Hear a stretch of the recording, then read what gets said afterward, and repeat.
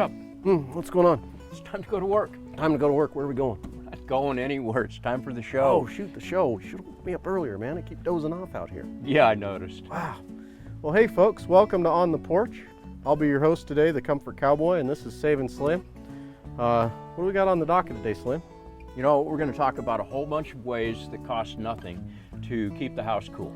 Nice, nice. Well, I know we got a lot of people emailing about that exact subject. So, folks, why don't you join us inside? We're going to go in here to Project Net Zero and show you around a little bit.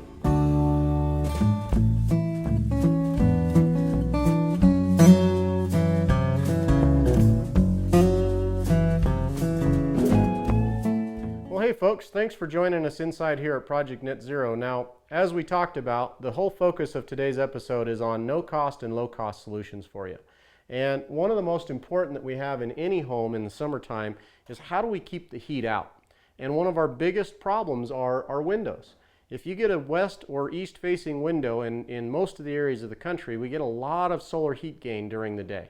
And so the easiest thing we can do is close our window treatments during the daytime hours when the sun is hitting that glass and help keep that solar heat gain from getting inside of the house.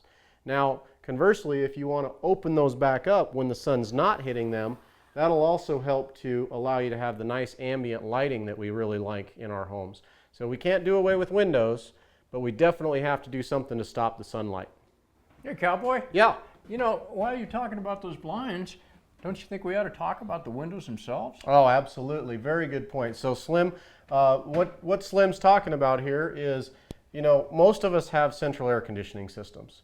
And when you have a central air conditioning system, it's very important to keep this window closed tight during the daytime to keep that cool air in. No doubt about it. In fact, you know, I was in a house the other day doing an analysis, and these folks had the air conditioning on, but they felt like it didn't work quite right unless they had the upstairs windows open. Oh, wow. So you can only imagine how well that worked. Yeah. Now, there is a system out there that we do want to keep the windows open, and it's my near and dear favorite, the evaporative coolers. Absolutely. Now, evaporative cooling, it's very important. And for those of you that aren't familiar with evaporative cooling, don't feel bad. I just had a client not even a few days ago that had the same exact problem. They were running an evap cooler. Can you imagine this? All the windows closed because that's how they were told to use that system. That's kind of the opposite of my story about the air conditioning with the windows open. Exactly, exactly. So with evaporative cooling, what we ended up showing these folks that didn't know how to use it because they came from the Midwest, which is way too muggy to run those systems, we actually taught them how far to leave that window open in the right points of the house so they can get the right kind of airflow.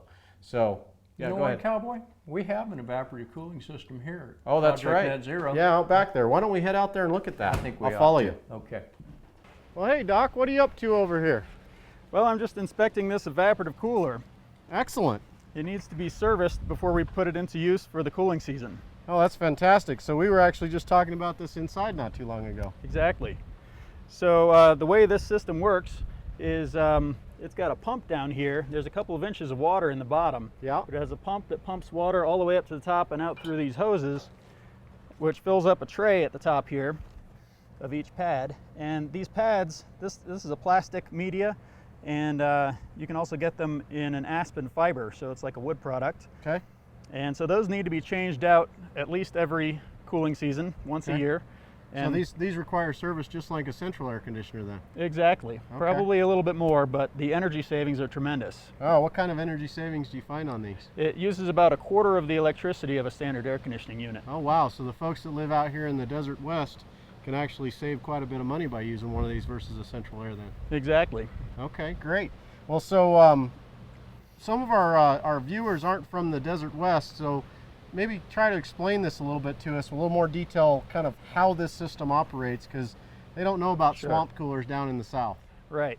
Yeah, the way this works is the water comes up through there, it goes over these pads, and air gets drawn in through the pads on 3 sides. Some of them go in through 4 sides. Okay. And the air is forced into the house. It goes out the windows. Okay. And it actually cools the house down to a very comfortable temperature. So evaporative cooling, that's kind of like if I'm all hot and sweaty on a hot summer day and the wind starts blowing, it helps cool me off. Yeah, exactly. Okay. Very great. similar to what happens when you get out of the pool on a hot summer day too. You may actually get a bit of a chill. Oh yeah. That's from the liquid evaporating from your skin. It Yeah, actually I've had that cools out you on off. the lake once in a while. So this looks like kind of an older system. Are there some other versions out there than what we have here?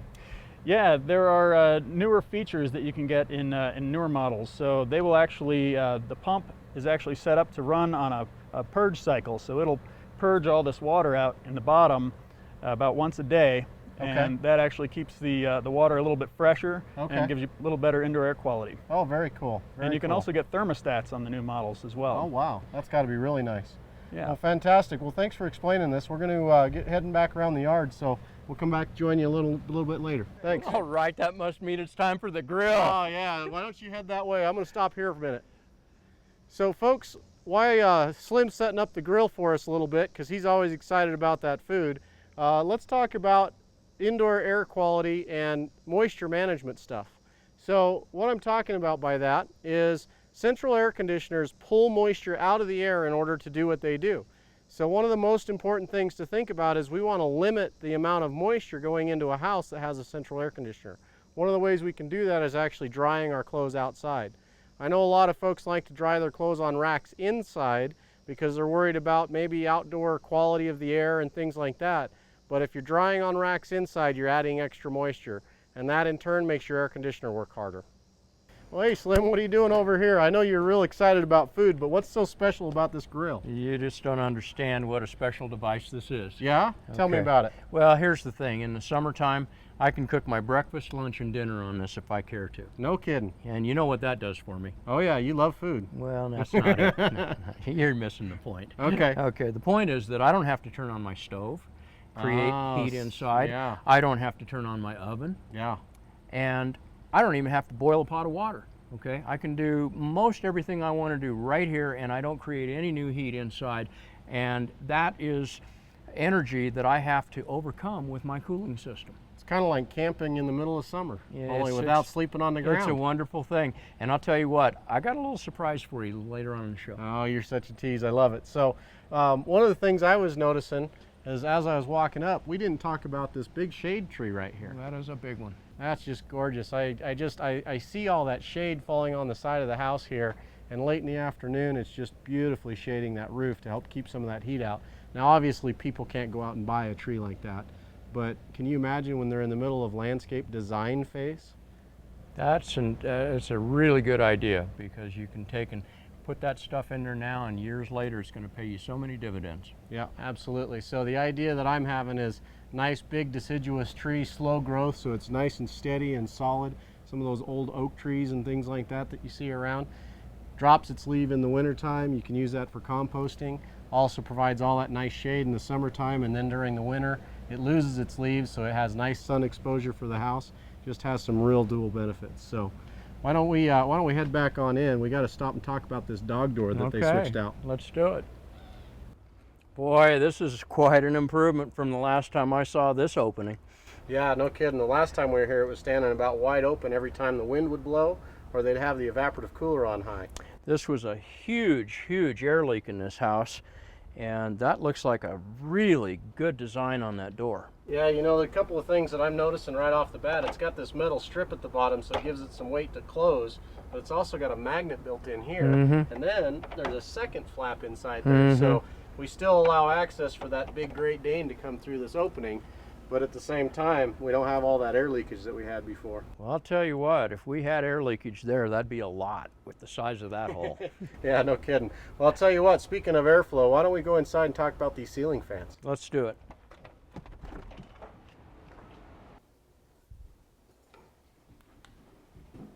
Well, hey, Doc, what are you up to in here? Well, I just got done installing the ceiling fan. This is a really great way for folks to stay cool in the summer. Well, that's fantastic. You know, you keep beating us to it. We were just talking about these outside, so this is great. So tell us a little bit more about how this guy works. Well, it's pretty simple.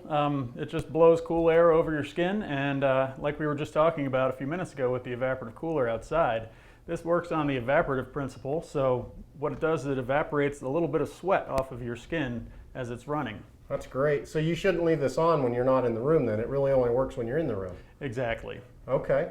Yeah, I'd actually read somewhere that, I forget where the Building America or somebody like that was talking about 3 to 4 degrees of effective cooling when you're in the room with this running. That's about right. So if the house is a few degrees warmer than you'd normally like it, this can actually make you feel pretty comfortable under those conditions. Well, that sounds great. So I think the last thing we need to go talk about, Slim, is this energy assessment as the next step towards efficiency. Why don't we go check out this blower door? Okay, let's go. So, seen a few of these done in our days, haven't we? I'll tell you what, this is my absolute favorite tool of all time. Absolutely. So, some of our friends back at home may not know what this device is. So, since you own this one, why don't you spend a little bit of time and introduce us to this fantastic tool for you? I would love to do that. This is a blower door, and even though it's quite simple in design, it's a frame, a screen, and a fan, the idea behind it is pure genius. What we're going to do with this is to draw air out of the house, which will create a slightly negative air pressure in the house. And by doing that, it will induce the leaks that are in the house to actually reveal themselves. Now, as we go through the house with different tools that we have and look for those leaks so that we can fix them, we are also going to measure the amount of leakage in the house. And this is a very big deal. Oh, it is. I'll tell you, I think that quantification couldn't be highlighted more. It's very, very important. So I know there's a lot of folks out there that do energy assessments, and they do those clipboard reviews where they walk around and talk about the things that they see. But folks, if you're going to invest the money, and this is a very low cost item in the grand scheme of things with the amount of information it will reveal for you. But if you're going to spend the money on an energy assessment, you got to start here with the blower door. There are folks out there that don't do them, and the prices range, you know, all over the map depending on what region of the country you're in, if the utility companies are subsidizing, so on and so forth. But Slim, we're going to come back next week and to go into great detail about this process. Promise? So, oh, absolutely. Okay. I wouldn't miss it for the world. So I'm going to head back to the porch. Why don't you come join me when you get done here? Okay, will do. All right. Well, hey, Slim, welcome back. So what did you think about the show this week?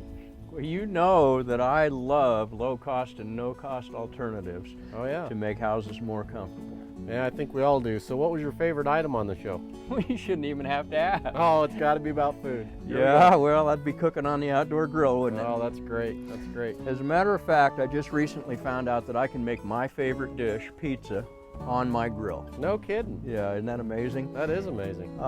In fact, that's my pick of the week, and it's up on the website right now. I put a recipe up there for pizza on the grill. So does that make that Slim Pickens? Oh man, you just had to go there, didn't you? Indeed. Well, folks, thanks so much for joining us this week. Please send us your questions. We'd love to answer those for you next time. In the meantime, be efficient and stay comfortable.